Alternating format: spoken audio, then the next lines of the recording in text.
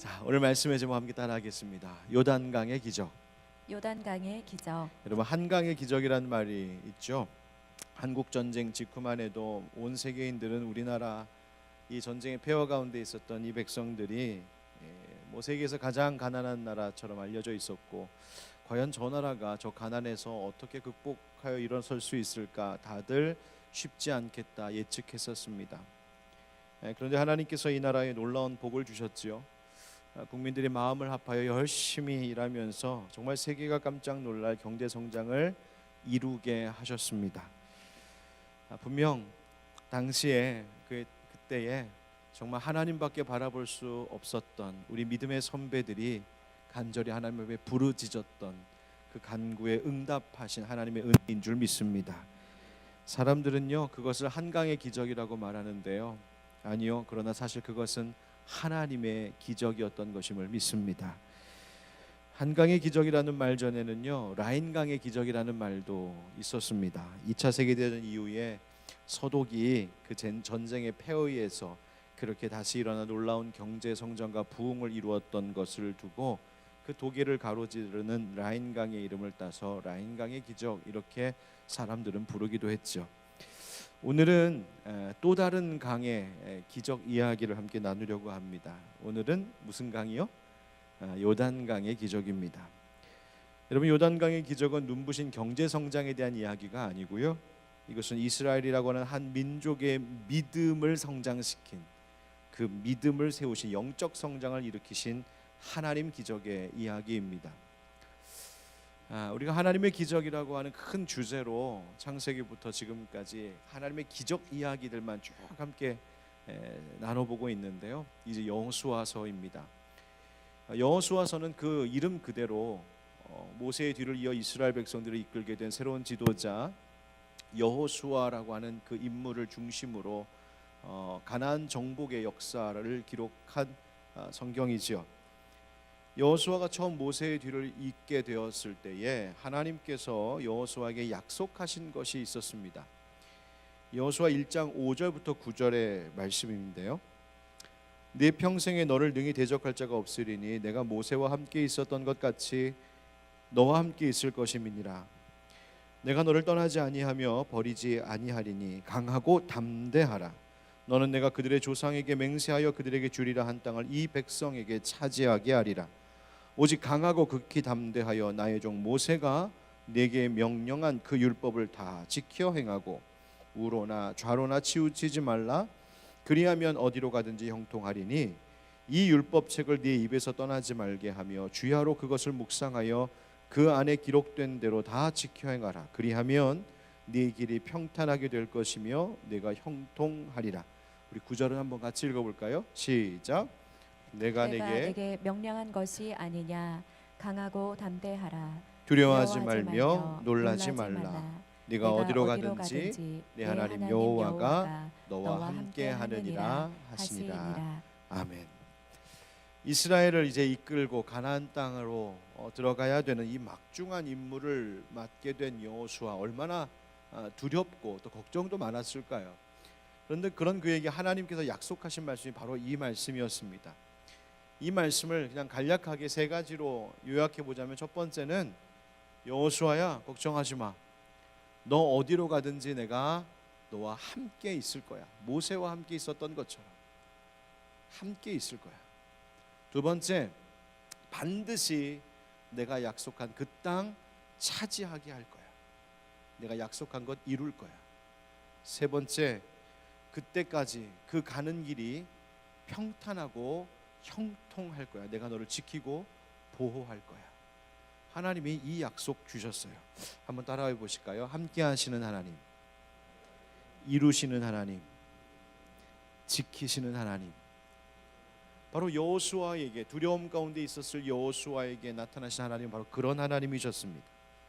그리고 하나님은 하나님께서 이 약속하신 바를 이 여호수아와 이스라엘 백성들에게 이루어 주시기 위하여 여호수아에게 단 한 가지 요구하셨습니다. 그것은 무엇이었냐면, 말씀을 가까이 하고 말씀에서 떠나지 말고 말씀 지켜 행하라. 바로 말씀에 대한 명령이었습니다. 여러분, 하나님께서 우리에게 은혜 주시려고 우리에게 복 주시려고 우리에게 요구하고 계시고 바라고 계신 것은 복잡한 것이 아닙니다. 하나님 말씀 앞으로 다시 돌아오는 것, 하나님 말씀 의지하는 것, 하나씩 하나씩 다시 하나님 말씀대로 살아가는 것, 바로 그것이 하나님께서 우리에게 복 주시기 위하여 요구하고 계시는 우리의 믿음의 행동임을 기억하시기를 바랍니다. 삶의 큰 어려움을 겪게 된 순간에도 내가 다시 회복하여 일어설 수 있는 방법도 복잡한 것 아닙니다. 주의 말씀 앞에 그저 다시 서는 것부터 시작하는 겁니다. 말씀 앞에서 나를 다시 비추어 보고 말씀에 합당한 생활로 다시 돌아오는 것, 그거면 되는 겁니다. 그러면 그 다음부터는 하나님께서 행하심을 믿습니다. 어떻게? 그분은 바로 그 말씀을 붙드는 자들과 함께 하시겠다고 약속하신 분이시요, 그 말씀을 의지하는 자들을 통하여 약속하신 바를 반드시 이루시겠다 하신 하나님이요, 그 말씀을 지키고자 하는 자들을 지키시는 하나님이시기 때문입니다. 여러분, 오늘도 말씀 앞에 다시 선 우리를 하나님이 기뻐하실 줄 믿습니다. 그 말씀을 잊지 않고 내 마음과 생활 속에 그 말씀 지켜 살고자 할 때 여호수아에게 하나님께서 약속하신 바를 이루신 것처럼 우리에게도 하나님의 선한 계획을 반드시 이루어 주실 줄 믿습니다. 여호수아와 이스라엘 백성들이 행진을 하다가 큰 문제 앞에 또다시 서게 되었습니다. 그것은 바로 범람하는 요단 강물입니다.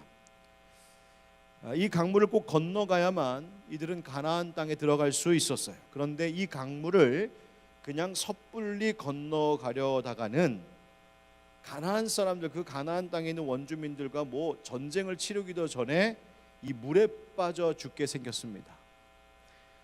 여러분, 당장 빠져 죽을지도 모를 그 요단 강물 앞에서 그들이 왜 두려움이 없었겠어요?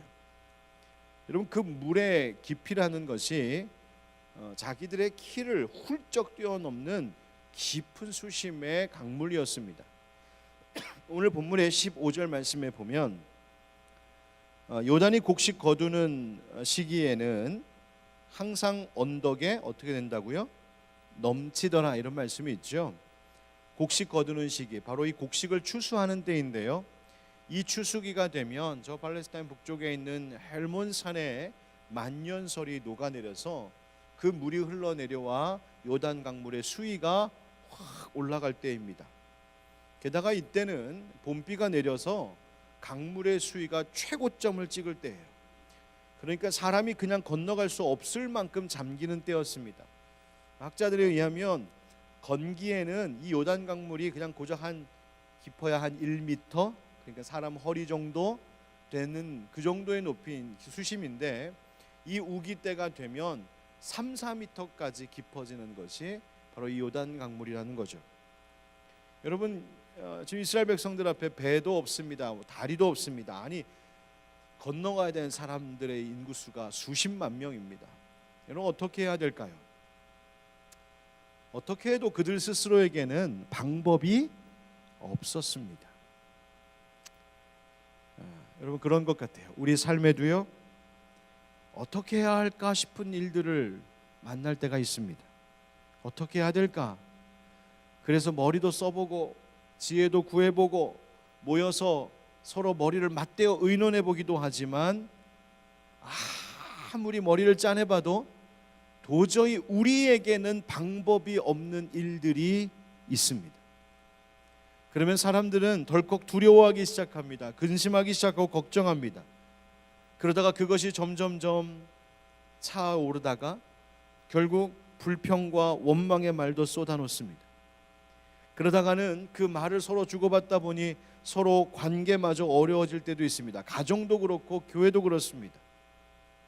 사실 아직 아무 일도 일어나질 않았는데 우리는 그저 우리에게 아직 나에게 아무런 방법이 없다, 이 방법이 없다라고 하는 이유만으로 우리는 스스로 무력해지고 불신하고 갈등을 빚어 만들기도 합니다.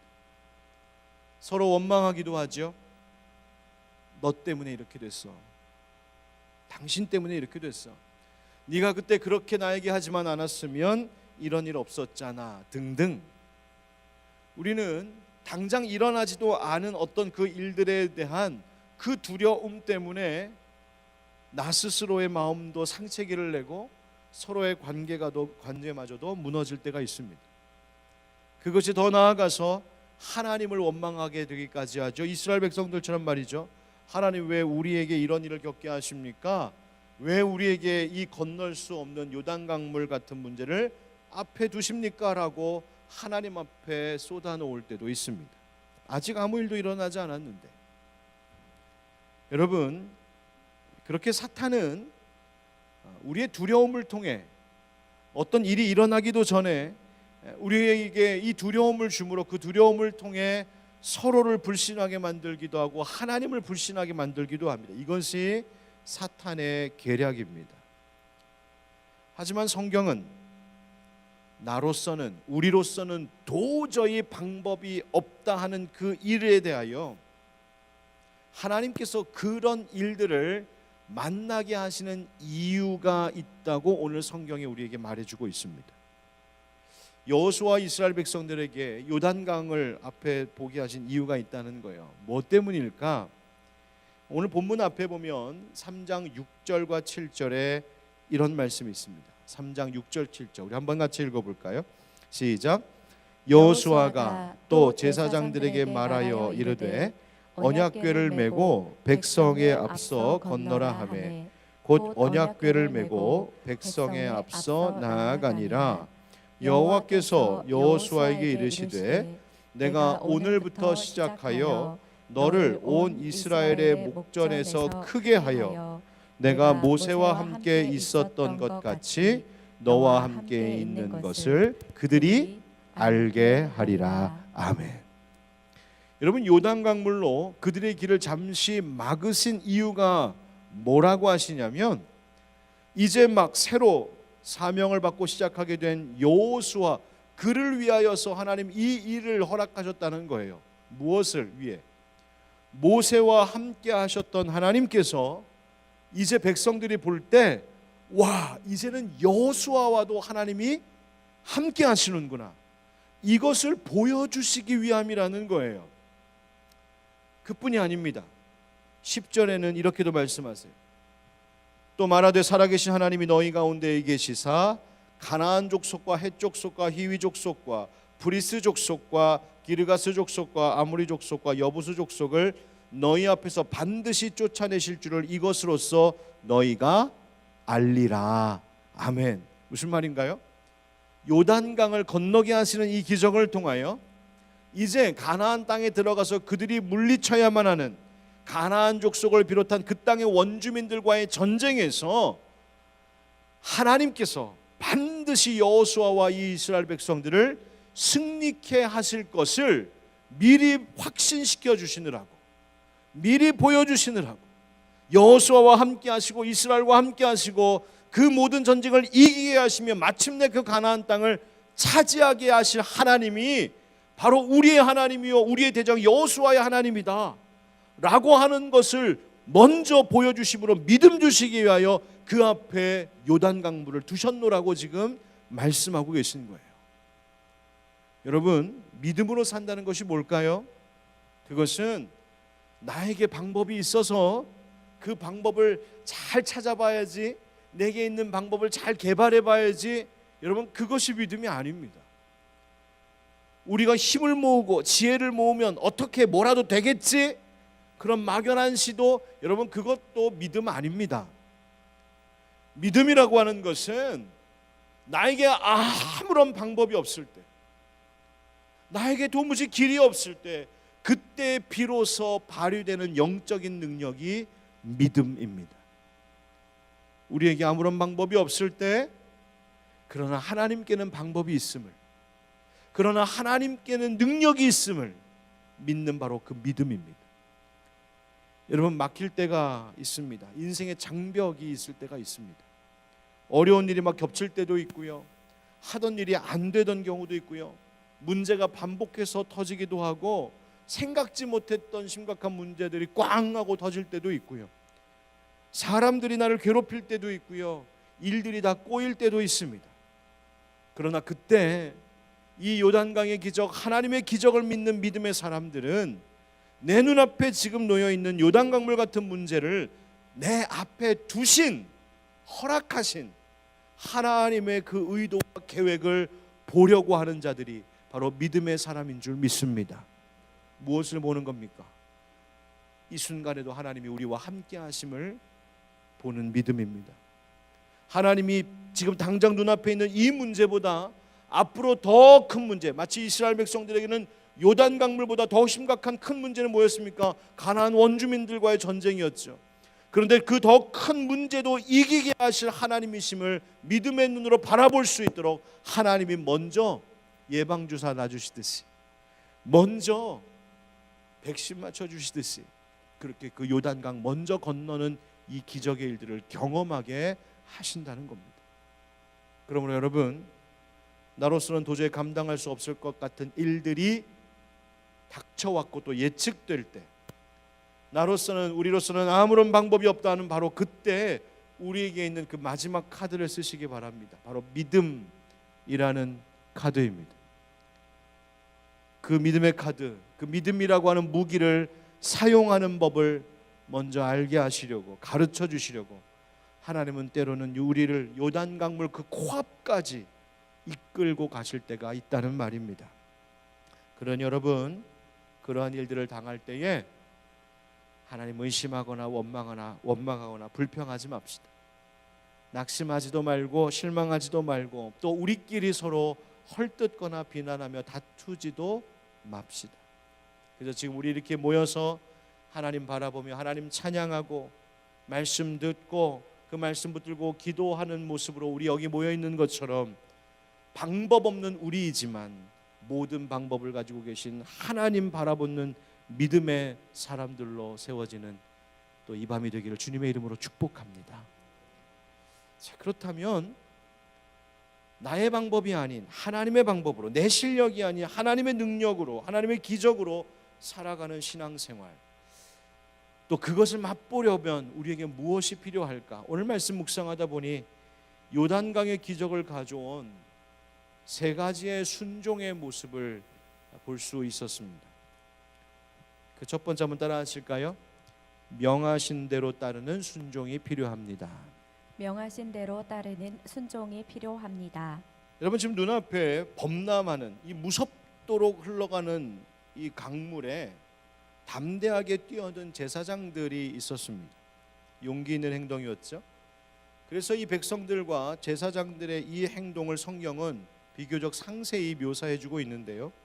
오늘 본문 14절 말씀 보시면 백성이 요단을 건너려고 자기들의 장막을 떠날 때에 제사장들은 언약궤를 메고 백성 앞에서 나아가니라.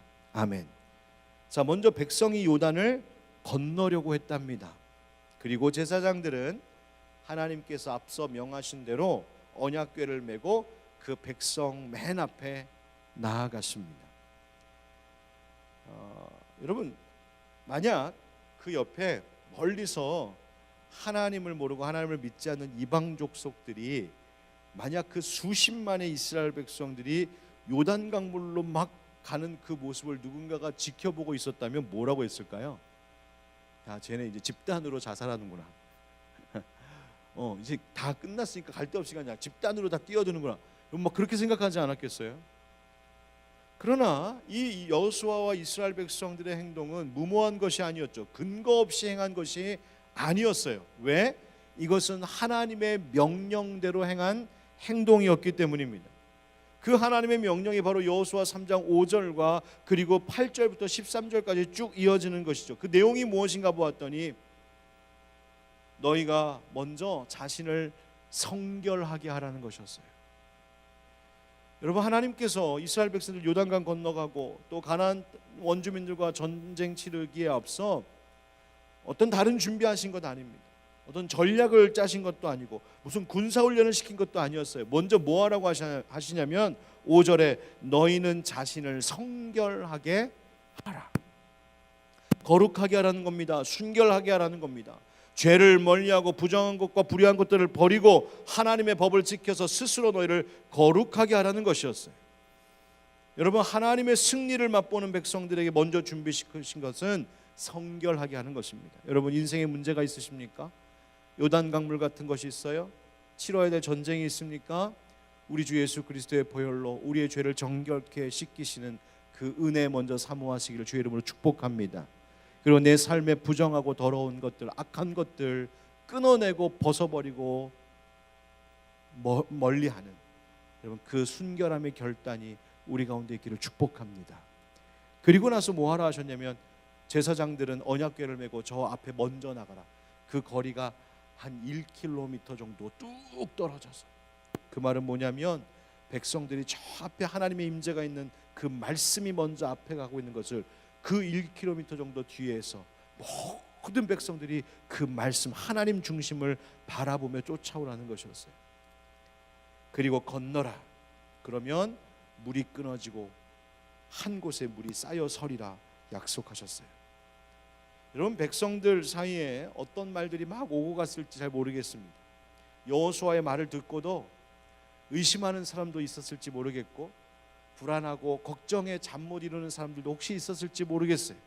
그런데 그 모든 의심과 불안, 걱정을 뒤로하고 성경은 이스라엘 백성과 제사장들이 요단강을 건너기 위하여 자기들의 장막을 이제 철수하고 그 자리에서 떠났다, 이렇게 이야기합니다. 근거 없는 무모한 행동이 아니라 말씀에 의지한 명령대로 따른 순종에 담대한 행동이었습니다.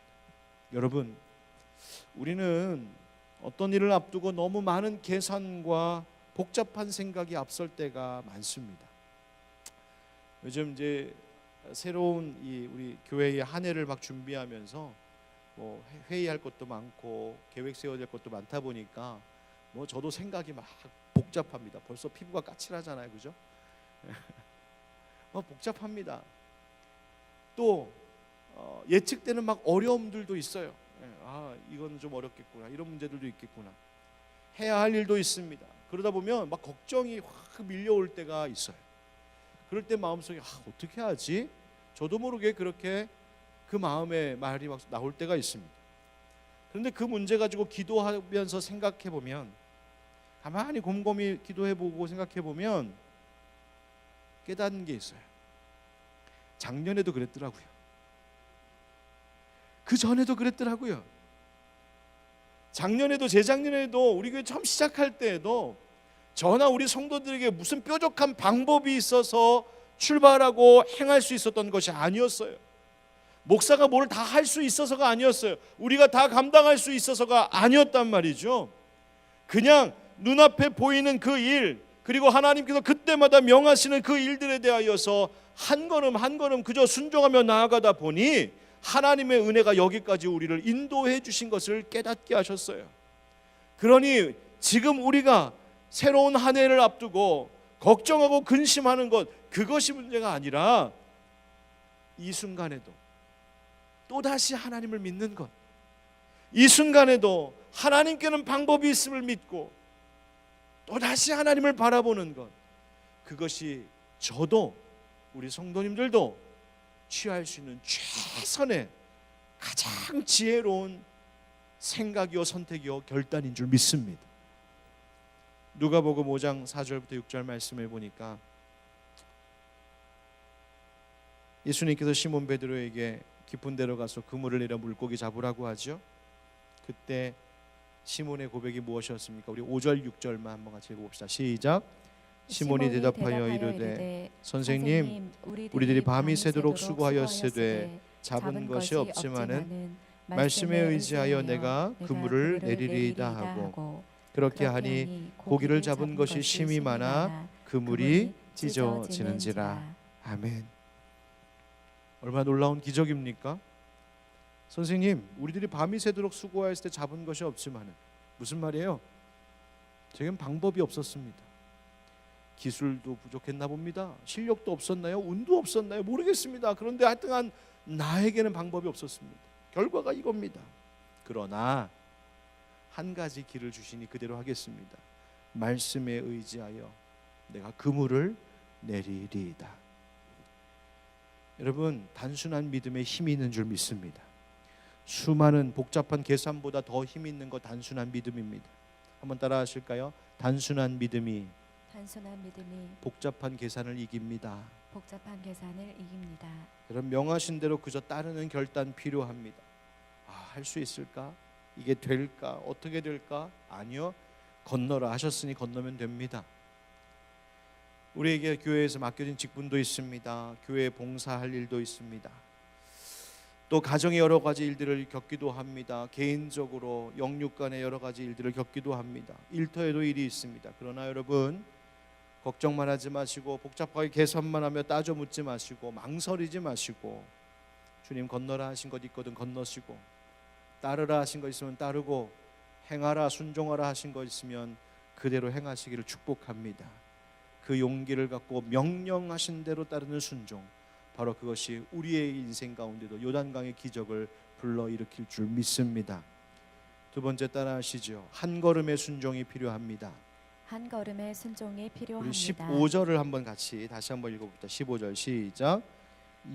요단이 곡식 거두는 시기에는 항상 언덕에 넘치더라.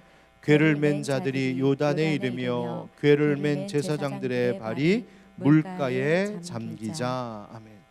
여러분, 여기서 잠기자 그랬죠. 이 잠기다라고 하는 말은 그 발이 물에 적셔졌다 이런 말입니다.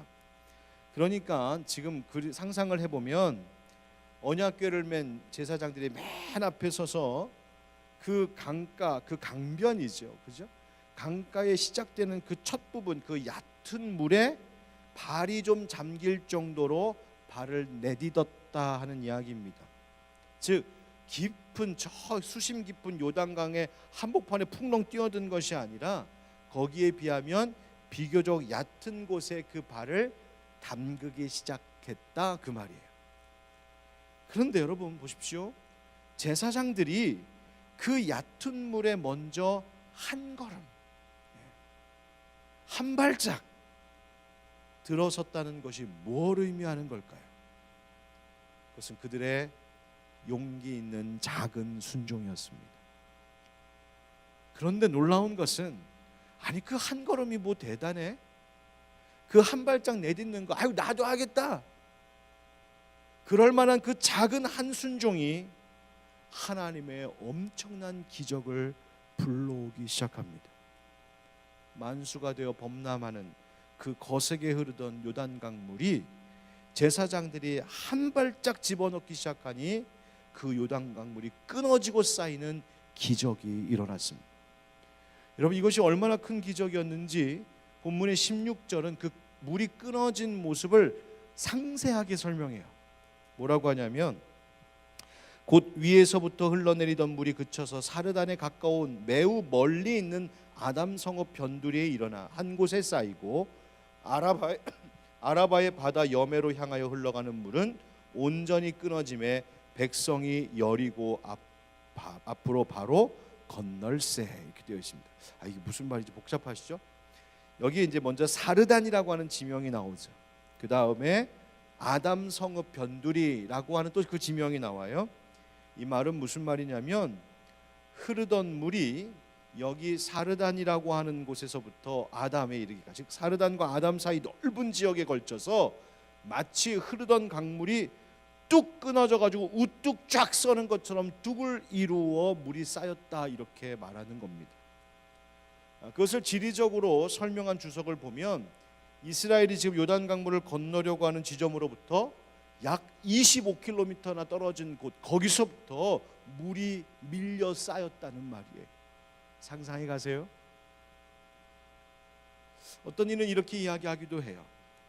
때로는 봄에 이렇게 우기가 되면 비가 많이 오니까 그 요단강물이 흐르는 양쪽 절벽들이 막 무너질 때가 있대요.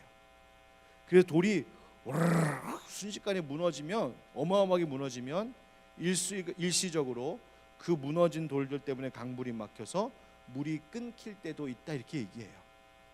자, 물이 벽처럼 이렇게 쌓였든 아니면 정말 절벽이 무너져 갖고 물을 끊었든 어떤 것이든 간에 한 가지 확실한 것은 제사장들이 한 발짝 내딛는 그 한 걸음의 순종을 보신 하나님께서 그 타이밍에 그 순간에 놀라운 방법으로 그 물을 막으셨다는 거예요.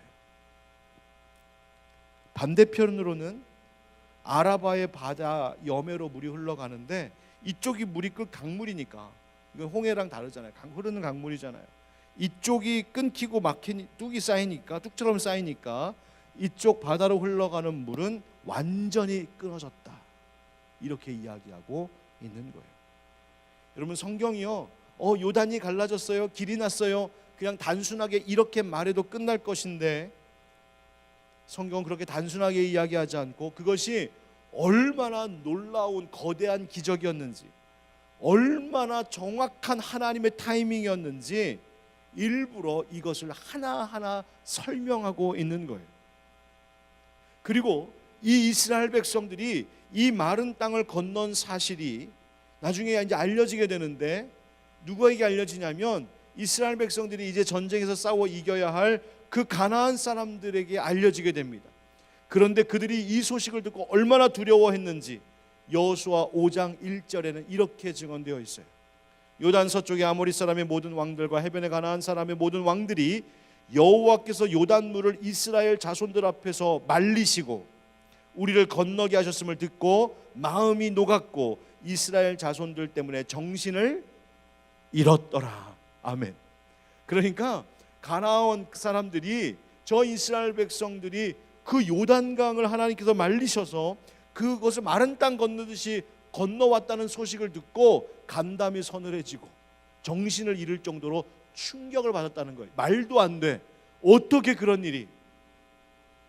여러분, 이 어마어마한 자연을 다루시고 기가 막힌 타이밍에 역사하시고 원수들까지 두렵게 만든 이 엄청난 기적이 무엇에서부터 시작했다고요? 제사장들의 그 한 걸음의 순종이었어요. 여러분, 이 한 걸음의 순종, 이 한 발자국의 용기가 상황을 완전히 바꾸어 놓았습니다. 여러분, 하나님께서 세우신, 특별히 제사장들과 같이 하나님 세우신 일꾼들의 이 용기 있는 순종이 필요합니다. 여러분, 가정에서는 바로 먼저 세우신 부모님들, 믿음 있는 자들의, 또 부모님들의 용기 있는 한 걸음의 순종이 필요합니다. 한꺼번에 많은 것 하려고 하지 마십시오. 처음부터 대단한 것을 꿈꾸면서 내가 하나님 앞에 뭐 이것도 하고 저것도 해야지, 여러분 그러지 마십시오.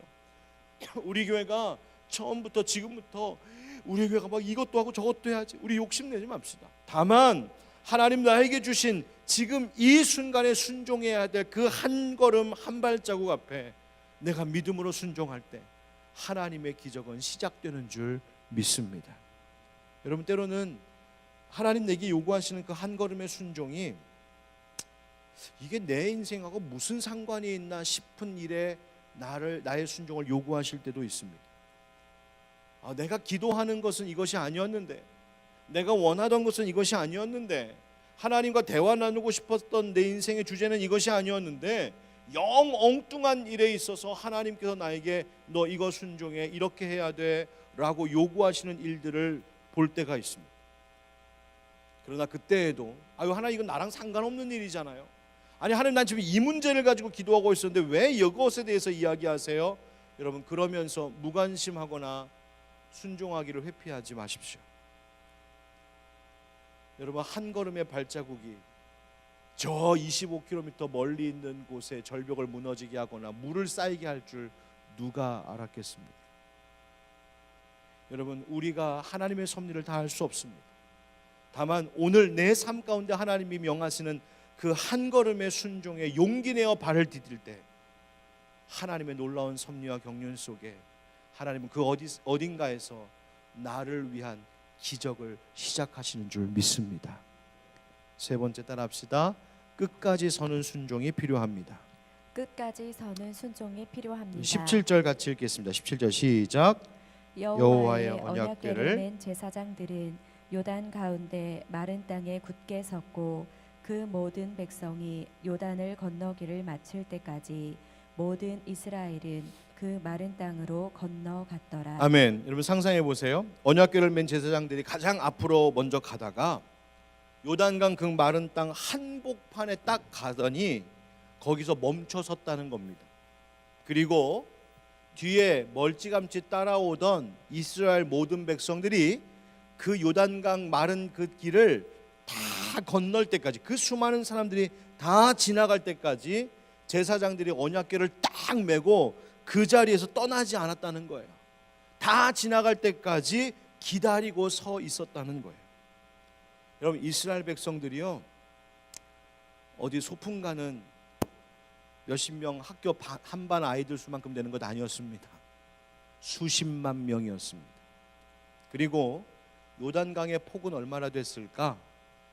이 요단강의 폭이 건기에는 한 3m 정도밖에 30m 정도밖에 안 되는 폭인데, 우기가 되면 무려 1km에서 2km나 되는 긴 거리입니다.